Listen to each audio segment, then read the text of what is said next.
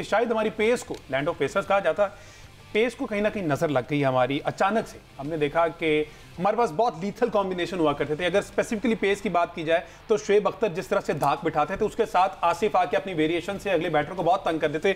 आप एक लंबी फहरिस्त है। मोहम्मद शमी क्या पेस हुआ करती, उसके बाद राना नवीद साहब पेस के साथ साथ क्या उनके पास वेरिएशन थी। उमर गुल जिनके यॉर्कर बुलडोजर के नाम से मशहूर थे और वो मैच का पांसा पलटने की सलाहियत रखते थे। शबीर अहमद दी ग्रेट खेले थोड़ा, लेकिन जितनी देर खेले उसने बैटर को टिकने दिया। इस तरह एक लंबी फहरिस्त है। लेकिन उसके बाद एक टाइम ऐसा आया बाबर आजम के पास जो उनके हथियार थे, स्टार्ट में अच्छा परफॉर्म करके, लेकिन वो हथियार जो है वो आहिस्ता आहिस्ता मेरा ख्याल उनको जंग लग गया। उनको दोबारा पॉलिश करने की किसी ने जहमत नहीं की है। ये शायद उनकी अपनी भी गलती है कि वो बहुत ज़्यादा लीग क्रिकेट में मसरूफ हो गए और उन्होंने अपना जो पूरा बॉडी है उसको रिकवर होने का टाइम नहीं दिया।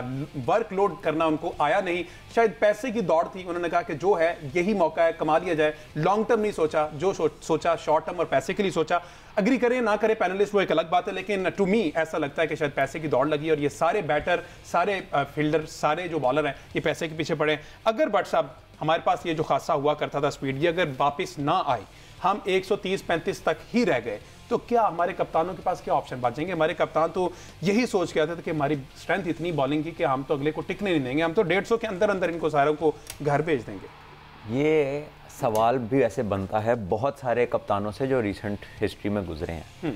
कप्तान जो होता है ना, वो पार्ट ऑफ विजन, ये उसका पार्ट ऑफ विजन होता है कि what is left behind him. जब वो जा रहा है तो क्या छोड़ के जा रहा है। हमारे यहाँ पूछे कप्तानों से जिनके होते हुए ये लीगें आई, ये जितने नाम अभी आपने मेंशन किए और इसमें और बहुत सारी लंबी फहरिस्त है। इसमें मोहम्मद जाहिद का जिक्र नहीं है, इसमें अब्दुल रऊफ का जिक्र नहीं है। डोमेस्टिक क्रिकेट में बहुत सारी विकेटें उनकी हैं। इससे पहले साजिद शाह के साथ शाहिद नज़ीर के साथ कबीर खान साहब और पता नहीं कितने जो हमारे जहन में नहीं होंगे टॉप क्लास बॉलर्स। ये सारे प्रोडक्ट किस क्रिकेट का थे? 4 डे क्रिकेट। ये सारे जो हैं काउंटीज भी खेलते थे, यानी कि सीजन ऑफ करके भी 4 डे क्रिकेट खेलने जाते थे। तभी ये इतने बड़े बड़े बॉलर बनते थे। अभी आपके सामने जो है ऑस्ट्रेलिया की आप मिसाल ले लें या बुमराह की मिसाल ले लें, कमिंस, स्टार्क, बुमराह, आप चले जाएं रबाडा की तरफ, रबाडा से आप आगे निकलें न्यूजीलैंड के ट्रेंट बोल्ट और टिम साउदी की तरफ चले जाएं, उससे आप आगे निकले रिसेंट जो गुजरे हैं मलिंगा को आप देख लें। ये सारे भैया टेस्ट फास्ट बॉलर्स थे। ये टेस्ट में कमाल करते हैं, टेस्ट में जिताने की अहलियत रखते हैं। आपके बॉलर्स कौन है? 4 ओवर करके तो लगता है सांस नहीं मिल रहा। ऐसे ही है, ठीक है। वो 4 में भी स्लोअर 1 होते हैं उनके, ठीक है। फिटनेस उनकी ऐसी है कि 130 पे उनकी स्पीड आ गई थी। पता नहीं वो डरे थे कि इस्लामाबाद है, पता नहीं मोटरवे के करीब था कि चलान ना हो जाए उनका। उसके बाद क्योंकि ये फर्स्ट क्लास क्रिकेट नहीं खेलते, इनको आदत नहीं है कि आप सर्टेन लाइन एंड लेंथ को देर तक मेंटेन कर सकें। ये variation for the sake of variation कर देते हैं। ये फ्रस्ट्रेट जल्दी होते हैं। विकेट ना मिले तो कभी दाएं जाएंगे, बाएं जाएंगे, कभी बाउंसर करेंगे, कभी यॉर्कर की ट्राई करेंगे, नए बॉल के साथ ही। Exactly. तो ये ट्रेड्स नहीं है टेस्ट फास्ट बॉलर्स के। आई एम सॉरी टू से, इनको ब्रांड बनाने की जिन चेयरमैन साहब ने कोशिश की, सबसे ज्यादा क्रिकेट खेलने हुए बंदा का चेयरमैन होने के बावजूद इतने ब्लंडर मारना वाज क्रिमिनल।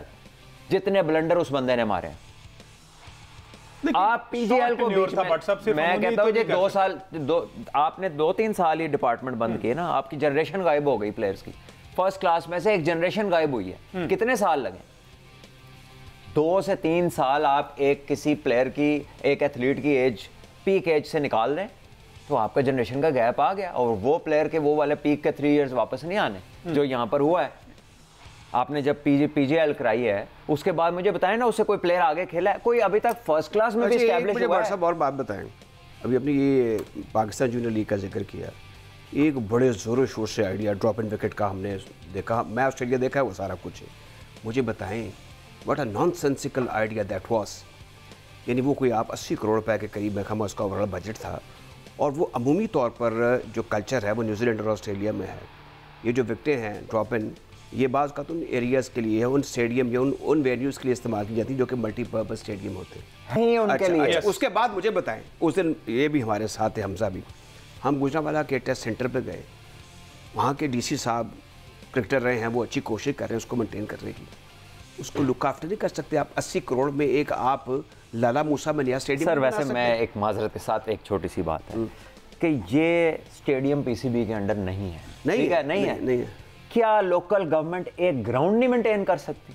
सिर्फ अच्छी घास नहीं उधर रख सकती? तो क्या board of intermediate and secondary education school cricket नहीं करा सकता? बिल्कुल। यूनिवर्सिटी ग्रांट के विषय नहीं करा सकते? नहीं अच्छा, तो कोई भी तो इस मुल्क में नहीं कराता, वो काम जो उसका काम है उसकी वजह। ठीक है, आप अगर सुन लें जी, ये गुजरांवाला स्टेडियम की बात की, क्या इधर देगे नहीं पकती?